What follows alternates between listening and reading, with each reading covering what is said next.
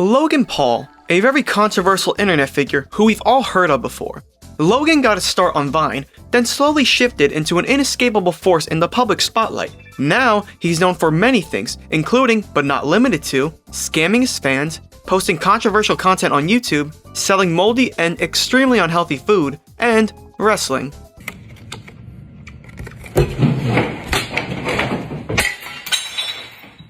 As you can tell, Logan isn't the type of guy who finds his niche and sticks with it. He wants to do everything, regardless if it's successful or not. So of course, Logan tried his hand at acting. He honestly starred in a good amount of movies to be honest, but only really landed a few major roles. If you check his filmography, he was technically in a lot, but these are mostly just cameos. Hello, this is post-production Lorenzo, and I just want to give a quick trigger warning to anyone who may be sensitive to self-bodily harm, as this film gets a lot darker than you may expect. I don't show anything graphic at all, so you don't have to worry about that. But I do go into some detail about certain scenes, so if that makes you a little uncomfortable, you have been warned. Alright, let's get back to the video, and I hope y'all enjoy. I recently just made a video about YouTuber movies, and it's here that I learned about the film I'll be talking about today, Can't Take It Back. An indie horror film released back in 2017. Maybe.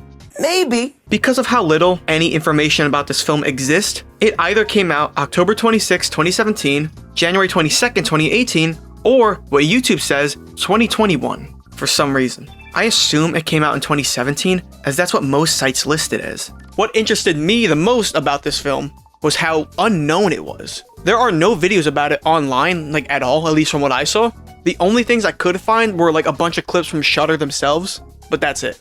And, as previously stated, Logan's a pretty popular guy, whether you like him or not. So the fact that a film starring him, I mean for crying out loud, he's on the cover of it. The fact that this film is so unknown and not talked about at all, I had to do it. This film is so forgettable and so overlooked by his other films that it doesn't even have a proper Rotten Tomatoes score. Do you know how insane that is? By the way, it has a 2.3 on Letterboxd for all the folks wondering at home. You're welcome. I don't see anyone else hopping on the bandwagon to talk about it, so I decided I will be the brave soul to do it. I'll brave the storm myself. Okay, scratch that. There are like 2 videos about it on here, but they are years old and don't have many views at all. Hopefully this video gets more. So on that note, let's jump right in.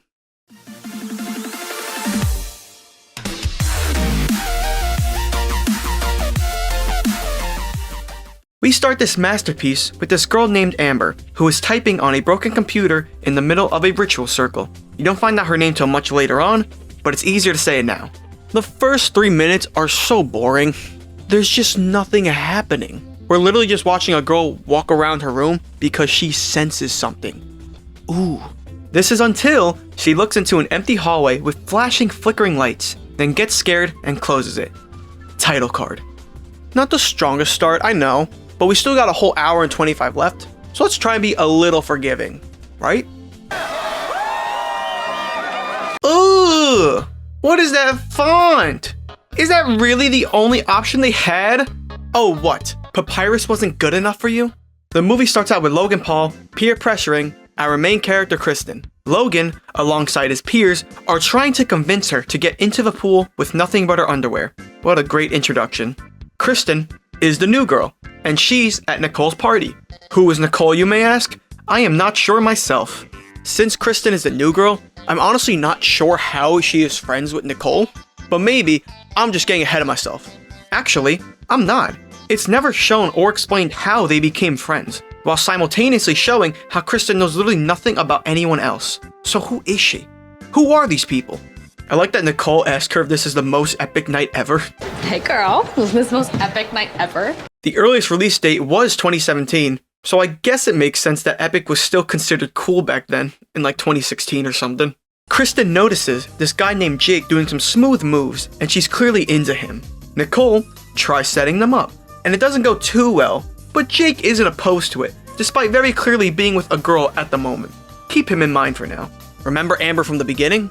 Well, apparently Nicole has been trying to contact her for the last 10 days, and she's heard nothing. It's been radio silent. She's concerned for her friend. That's pretty sweet. But also, I forgot to mention that she's an asshole, and so are our main characters. Amber and Nicole, for some reason, both go out of their way to insult this poor girl from their middle school. She's not even in the same school as they are right now. Like, why are they doing this to her? I'm going to spoil this for you guys, like, right off the bat. But she did nothing wrong to them, like, at all. When I first watched this, I assumed she did something so horrible, so unforgiving, that they just had to get back at her. But no, she was just a girl who they thought was weird. That's it. So the poor girl in question is named Morgan Rose.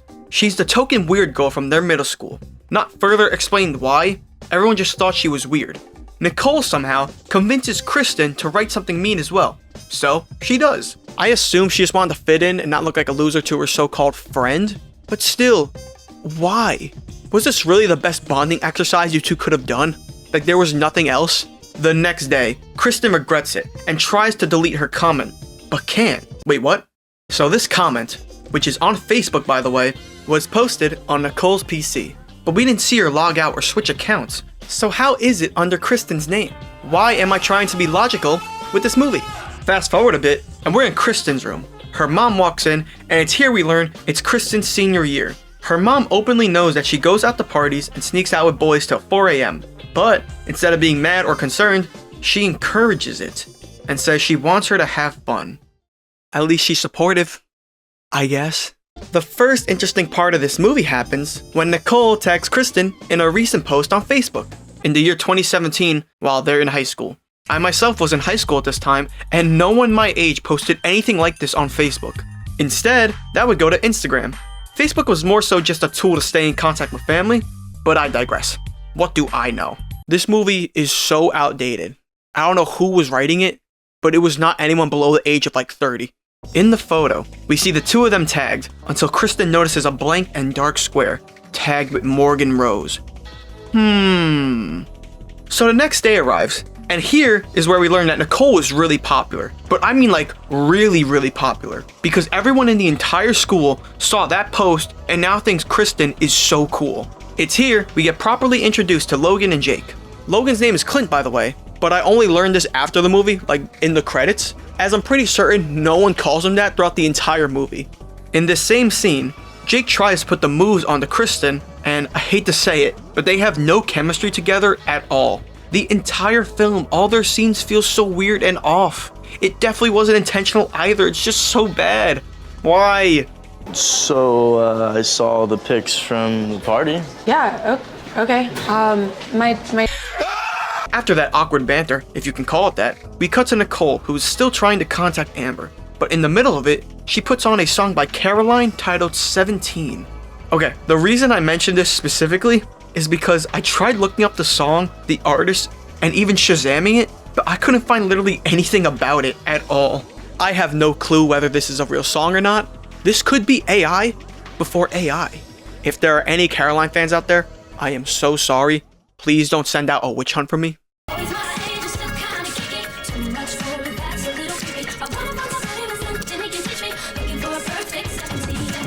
When trying to contact her friend, her screen glitches out, as well as her TV. Oh no. I wonder if this is the work of some kind of ghost. Her dad barges in screaming for some reason. Nicole! He breaks the news to her. Amber is dead, and she did it to herself, if you catch my drift. Nicole recognizes that something is off, as Amber would never do that. Apparently, right before she did anything, she was off of her rocker. Little did we know what the real reason for this would be. Following this, we see Kristen trying to apologize to Morgan through Facebook, but Morgan sends a bunch of funny numbers to her. It then cuts to a video. For some reason, there's no link or anything, we just cut to this video. The video in question? Kristen screaming at a laptop camera. During this Freddy Fazbear type of scene, the lights in her house suddenly turn off and she freaks out. So she calls her new boy toy Jake to check the place out, and he finds nothing. He probably thinks she's psycho, but the real question we should ask ourselves is if he's into it or not, because we know Logan's character probably is. Get ready for your punishment.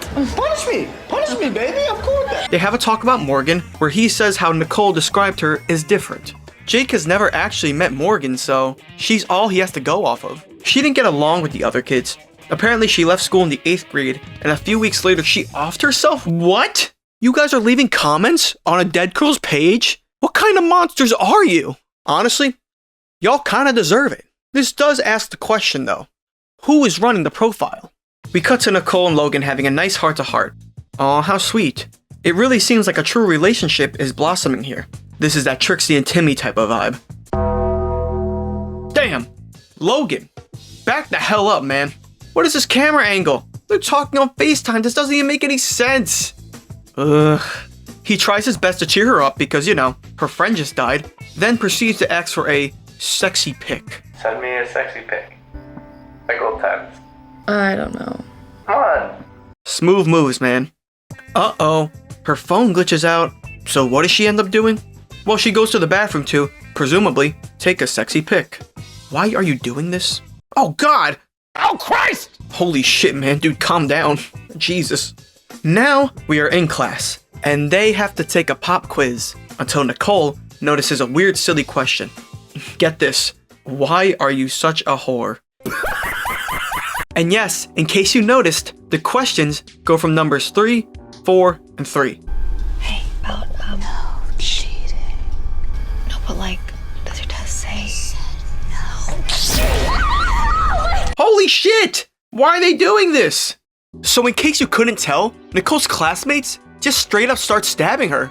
I cannot lie to you, my jaw dropped when I first saw this. I did not expect this at all. Mostly because it just doesn't make any sense in any way, but let's ignore that. Something you won't realize until this scene right here is that this movie is graphic. Like, you straight up see people slicing themselves and others, like, just out of nowhere. I don't want to get into too much detail about what's happening, but you can tell that it's pretty raunchy. It's pretty crazy. And just going into this movie, like, knowing what it is, I just did not expect it in any way. I will say, I don't know what the budget was for this because there's just no numbers online. So it could be like $1 billion or something. I have no idea. So for some reason, these are Nicole's visions. So all this crazy stuff isn't actually happening to her, and she's just freaking out on the floor. She is so scared by all this that she pees herself. Why did they add this? It's already social to be seen having a panic attack like this for no reason. So why'd you add that part? That's weird. You're weird, Tim Scheckmeister. Also, just to keep in mind, a bunch of people were recording her freakout. Okay? Moving on. Next, we see Kristen, who is on a school computer using Facebook. Most, if not all, schools block all social media, so this should not be possible, but whatever. She gets a message from Amber, despite the fact that she's not only dead, but she doesn't even know her, and she never did. These two were not friends. Okay. So is it really that hard to just try and make things make sense? Like, Amber's dead. We know this. So is she just forever trapped in the realm of Facebook? Whatever, I'm getting too excited. This is a stupid movie. Suddenly, the lights go out, and after a minute of nothing happening, we see a lady screaming. Kristen now knows something is truly afoot. Something, or someone, is after her. Okay, now things are starting to happen. It's here we see that Nicole is the talk of the town as the video of her freakout is going viral. Oh no. They said it! Morgan Rose said it! Wait, what the hell? So Nicole's having hallucinations or visions, whatever you want to call them, and she's losing her mind. Understandably so. But you also bullied a girl who was already dead from the bullying that you caused. So, I don't feel bad for you. Kristen, hearing the news about Nicole's freakout, runs to her house to check up on her. Nikki! Come on. Don't let her own it! Oh my god. I am not allowed to show this. I can't show it. I'm sorry. I'll throw like the timestamp right here. Okay, bam, right there. You see it? Right there. Nicole is super bloody. Like almost covered in blood completely. She just can't handle what's happening to her. So she takes a glass shard and slices. Holy guacamole, man. You know what? At least this movie has a good message. The ramifications of people bullying other people. This is why you shouldn't do it. So after this whole ordeal, we cut to Kristen outside with the ambulance, and we get our 4th appearance of Logan in this film. Ooh, wow, nice nipple froze, bro. Damn. Does anyone have a weed whacker? We are 40 minutes in, by the way. Why is he on the cover? So Logan comforts Kristen, then immediately pivots the conversation that she knows something that he doesn't. This, of course, being that Nicole was cyberbullying her dead classmate. Then this detective man pops up out of nowhere and asks her if Nicole has ever done. Yeah, man, I bet that's exactly what she wants to hear right now. For some reason, I don't know why, he is so adamant about her doing, and not in a comedic way either. This is clearly supposed to be a serious scene. He then says, "We'll talk later," then leaves. Will he be important later? Not at all. He actually never shows up again. Like, so why did they even include him in this scene? Why'd they include him in this movie? If you're going for realism, Scheckmeister, if that's your name, you were starting a little bit late. You should have thought about that earlier when you had high school kids posting stuff on Facebook in the big year of 2017. Maybe. Kristen's knight in shining armor arrives in the nick of time, as Logan was getting a bit too up close and personal with her. By the way, I'd like to add that these guys, who knew Nicole way longer than Kristen did, seem way more calm and collected than they should be. Like, your friend, the one you asked for nudes, Send me a sexy pic. just themselves. How are you so chill? In the next scene, we're in Kristen's home with Jake. It's here that Kristen puts the pieces together that everyone who comments on Morgan's post ends up going crazy and offing themselves. So she needs to do something so she doesn't become the next victim. Her solution? Go to Morgan's middle school and find out if anyone there knows anything of note. This has been stressing her out so much that our main man Jake convinces her to take some anxiety medication. Put this in your back pocket for now. We'll come back to it later. Has anyone noticed how ugly this film looks? Why is it so desaturated? Ugh. Kristen arrives at the school, St. Francis. After some research, she finds out that Morgan was a troubled child who was extremely depressed and on medication. Okay, good to know. Then Logan finds a ritual circle. I'm sorry, but what? Wish I hadn't been such a dick to the goth kids. So this is where Amber was in the beginning before offing herself. So let me explain something to you. Amber's death is very well known, as Nicole's father mentioned it to her before Nicole herself knew. So the police must have known about it. So that either means that Logan walked into an active crime zone, or the police and Amber's family just did not give enough of a shit to do anything about it at all. How quaint is that? The only important thing to note about this scene is that Logan finds some sort of demonic book. This scene ends with the door closing, but that leads to nothing. Back to Kristen. An entire sequence of horror cliches plays out. The lights suddenly turn off, and she sees visions of both Amber and Morgan chasing her. So what does she do to stop them? She turns the lights back on. For some reason, that wasn't her first idea. Don't ask me why. With the new information she obtained, Kristen goes to a psychiatric medical center to truly uncover what was troubling Morgan. I've seen a lot of anxious, depressed kids. I never met anyone like her. How original. So she knew things about everyone she met. But why? We'll get to that soon enough. I had an idea of how she could control her interactions with others. I encouraged her to go online. That's insane. So what the doc just said is, he encouraged Morgan to use the internet to meet and interact with people, as he truly believed it would be safe enough for a girl in the 8th grade. Wow. Why did you think that was a good idea? You're not that old. You should understand how weird people can be online. Like, come on, dude. That's when she met a boy. He told her he had a crush on her. Wanted her to send him a picture. You can guess what kind. You see where this is going?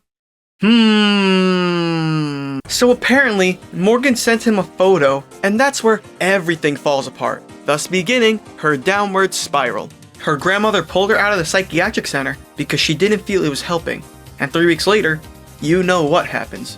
The reason I mention all of this is because her grandmother is a fortune teller and wanted to find a safe place for, and I quote, people like them. She's psychic. This is where we learn she's psychic. Doesn't entirely explain how she's causing all these visions and whatnot, but hopefully, they'll explain, right? Jake meets up with Kristen and tells her they need to check out the ritual site that Logan, I guess, just stumbled across. Damn, these kids are rich. Unlock the goddamn door! Let it be known that we are not sure whose house this is. Is it Logan's? Is it Amber? Who cares? Kristen explains to Logan and Jake what's going on, and Logan pulls this out. You know, the book Amber had? The haunted spooky crime scene book? Yeah, that one. So quick question. Where did Amber get that book? Well, why does that matter, viewer? Just shut up and watch the movie with your favorite Vine star. Alright, then hit the gas, Magneto. Apparently Jake knows where Morgan and her grandmother went to hide, but as they're about to leave, Kristen makes a good point that one of them has to stay behind. This, unfortunately, is relegated to our favorite wrestler, Logan. Wow. Fuck you guys then. Here's to hoping he plays an important role at the very least. Like, wouldn't it be crazy if this is the last time we see him? The House of Insight. This is where they meet Morgan's grandma, aka Maya, and tell her that her granddaughter's soul isn't at rest yet. So Jake knew of this place, somehow, but they never expand upon the book that Logan now has, or how Amber got it. I mean, well, whatever. Maybe I'm looking at this too deep. Maybe it's my fault. It's here we learn that Morgan was a special and apparently really gifted psychic. She was so gifted, in fact, that she scared all the kids because she felt everything they felt. This is where we finally get a glimpse into her backstory, where her grandma got her a computer due to the doctor's stupid suggestion. First it seemed good. And the picture. Holy shit, man. I cannot show this on YouTube. To briefly explain, we see her herself. Like, what the hell, dude? This is real. Like, this looks real. Why are y'all showing this? I thought this was supposed to be a fun movie. By the way, this was her in the 8th grade. When I was in 8th grade, I looked like a fetus. But I guess everyone ages differently or something. Oh! Why'd you cut your grandma? That's not cool. Damn, grandma is strong. How did you strap her down all by yourself? So now, the moment of truth. They must do everything they can to remove Morgan from Kristen's mind. How, you may ask? By entering Morgan's mind. The grandma says it's the only way, and she can't do it alone. Ah, scary images! I hate to say it, but for a short movie, this film really drags on. Like, it is so boring. There are entire minutes of just nothing happening. There's no tension, there's no build-up, there's nothing. They're just padding out time so they can classify this as a major motion picture. So she enters Morgan's mind, I guess, and who do we have here? I guess that's why he's on the cover. Something I appreciate from this movie is the glitch effect. It's not original or anything by any means, but it's probably one of the few compliments I could give the film, so I'm saying it. It's here we learn that, and I'm quoting this verbatim, all that hatred got inside of her. It was like a disease. She couldn't tell the difference between the voices that were in her head and her own. It told her she was a monster, and that's exactly what she became. Well, I guess it makes sense in context with everything. I'm already this deep, let's just run with it. After Kristen has this new understanding, Jake asks the grandma if there's any way they could stop Morgan. Grandma says they're too late, and there's nothing they can do for Kristen. Sounds like she's been through this before, if you ask me. Jake freaks out and exclaims, "What about us?" But wait, I thought Jake didn't know Morgan. Wait, are you telling me that it was Jake all along? I'm sorry, but why is he moving like that? This completely took me out of the scene. You could see the green screen filter clipping through his shirt. Are we serious right now? So this twist doesn't really work, like at all, and I'll explain why. A good twist villain is done in Knives Out, where it foreshadows who is behind everything without being too obvious, but also by dropping enough hints so that you can put the pieces together if you're really paying attention. Then you have the bad twist villain, like Zootopia 1, where there is no indication that the sheep is a villain in any way. The moment she's revealed as a villain, she's only evil for a couple minutes, where her entire personality shifts out of nowhere. This movie took the Zootopia route. Also, if it wasn't Logan, why did we see his silhouette in her memories? Obviously, it's meant to make the viewer, me, assume that it's Logan, but it doesn't make any actual sense in terms of the lore with this movie. They should have just showed a blurred version of Jake. Was that so hard? So apparently, Jake here has been freaking out because Morgan goes after anyone who posted her or anything related to her. But he thought it was an actual person seeking out revenge. So he fed Kristen those pills from earlier, remember those, and waited for said killer. Also, he has a gun now too, don't know how he obtained it, but who cares? So what I'm confused about is why didn't Morgan go after him first? It seems like he was the main cause of like everything. So why'd you go after Amber or Nicole or now Kristen? I don't get it. Jake freaks out and runs away, since now everyone knows the grandma isn't going to help him. You have to stop her! Even if I could, I'd rather die. Can't blame you, Maya. I'd probably do the same. You have to help us.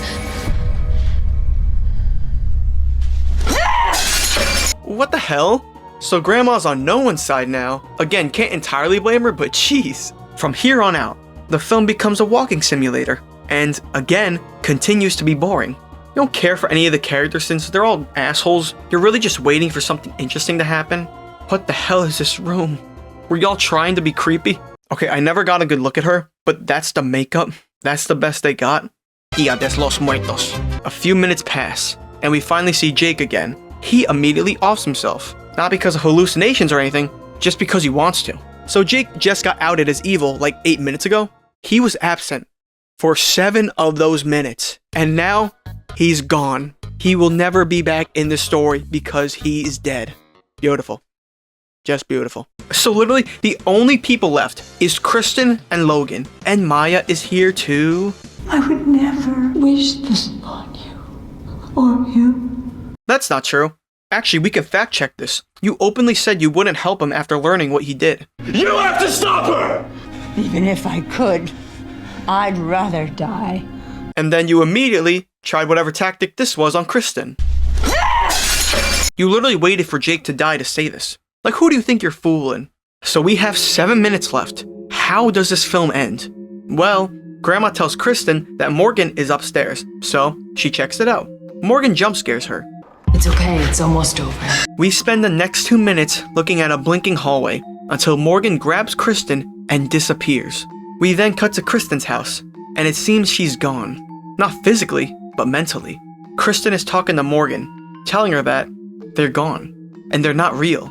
Kristen then says, "It's okay. I'm not going anywhere." Credits roll. Wait, what? That's the movie? What the hell was that? So Logan really left mid-scene and never shows up again? He was in about 6 scenes and is gone forever? Wow. So with the reveal that Logan wasn't the one asking for the pic, the suggestive pic, Send me a sexy pic. why is he on the cover? If anything, Jake should be on the cover. He was like an infinitely more important character than Logan ever was. I can't imagine why a company would ever falsely advertise their movie. So I did the math, and across every scene in this film, Logan is on screen for exactly 5 minutes and 38 seconds. This is me being generous, by the way. Not only was I counting every time he was slightly in frame, but also when he was speaking, or when someone else was speaking to him, off screen or not. On top of this, I was also rounding up, so if he showed up for like a millisecond, I would just count it as an entire second. You get me? Jake, on the other hand, appeared in the film for about 16 minutes and 29 seconds. So in my opinion, Jake was robbed. He should be the one on the poster. If you want to see the timestamps for both of them, here you go. And just because I know someone is going to say, "Oh, all the times are off by a second," you're wrong. Because I have to include the first second as well. So hop off. Overall though, this is an atrocious movie.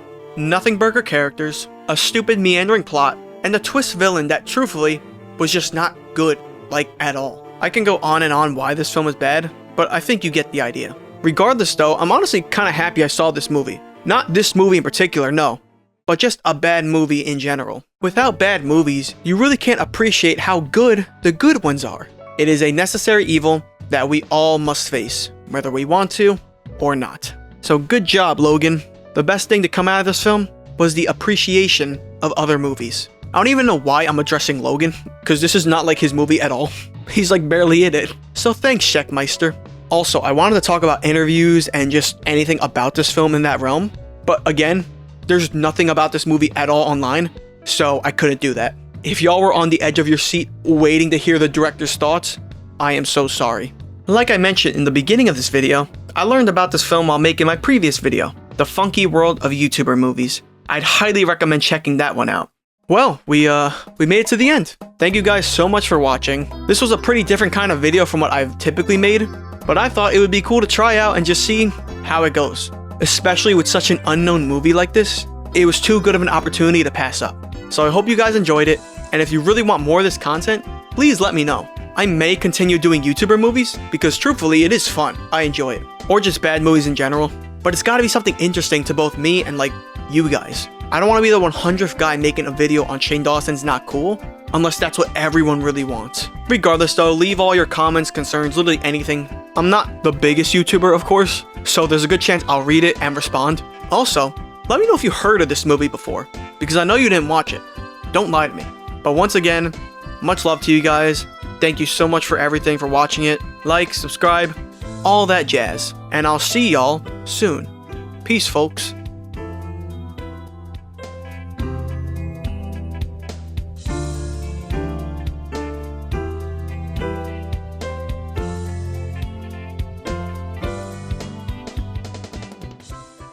Send me a sexy pic. I have a weed whacker.